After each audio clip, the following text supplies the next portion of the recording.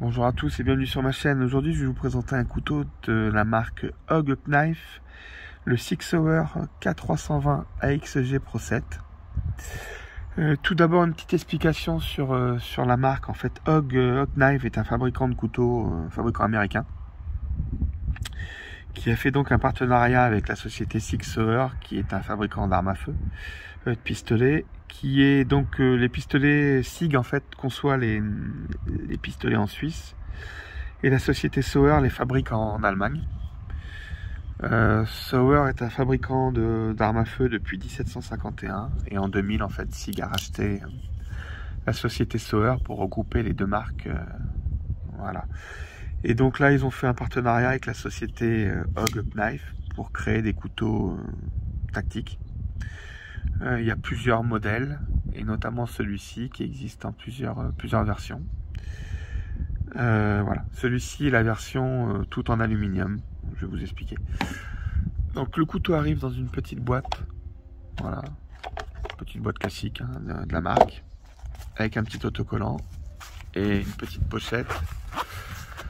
Pochette que je trouve moins qualitative que les pochettes de chez Boker Plus, bon, qui reste quand même une pochette assez propre, voilà. Et en fait le couteau, donc celui-ci est en version aluminium, il existe aussi en version polymère, donc ça fait plus plastique.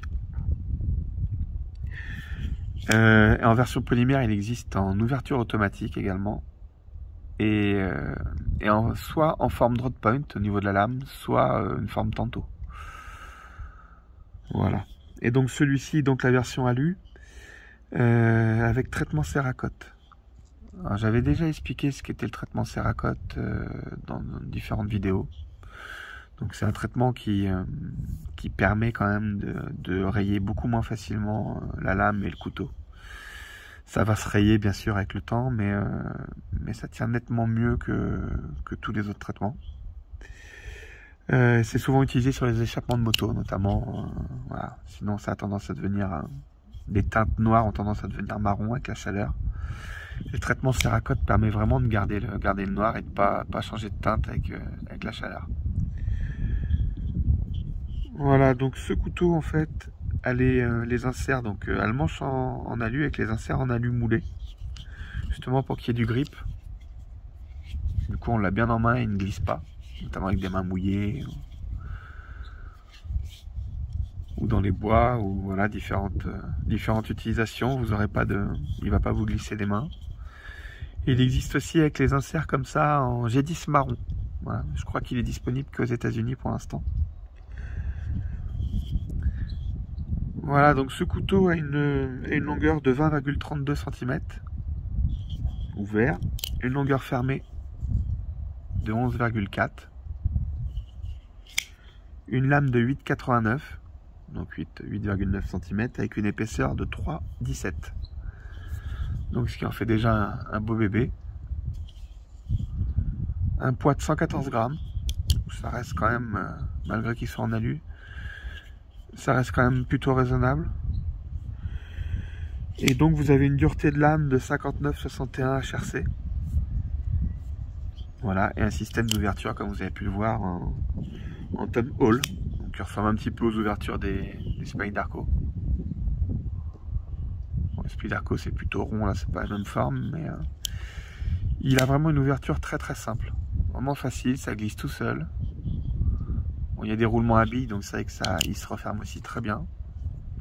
C'est un couteau vraiment super agréable en main. Et donc vous avez un blocage de lame en able lock, donc un petit peu comme les Benchmade en fait. Voilà, et le clip est complètement réversible. Alors, le couteau est ambidextre du coup. Et vous avez 4 ports différents. Donc soit ici, soit vous pouvez le mettre devant. Et pareil de l'autre côté, il y a les deux. Et notamment sur la version polymère, tous les trous pour les vis sont de couleur laiton, ce qui permet d'avoir une indication, parce que sur les photos c'est pas toujours évident de voir si c'est la version polymère ou alu, donc ça donne une petite indication. Et ils existent, comme je disais, aussi en lame, avec les lames en forme tantôt, et également couleur sable. Donc traitement céracote teinte sable sur le manche et la lame, ce qui donne un côté un peu plus militaire. Donc un petit comparatif avec d'autres modèles, genre le Benchmade 551 et Spyderco Tenacious, donc ont des dimensions un peu similaires, sauf que vraiment le 551 a vraiment une lame beaucoup moins large. Ah, mais ça reste des couteaux dans les mêmes dimensions. Voilà, en tout cas c'est un couteau super agréable. Au niveau de tarif, c'est The Best Knife, la version polymère est à 149, 160 pour la version automatique, et la version alu comme ça est à 199 €. Voilà. Donc c'est toujours un budget quand même, mais le couteau est vraiment de très bonne qualité.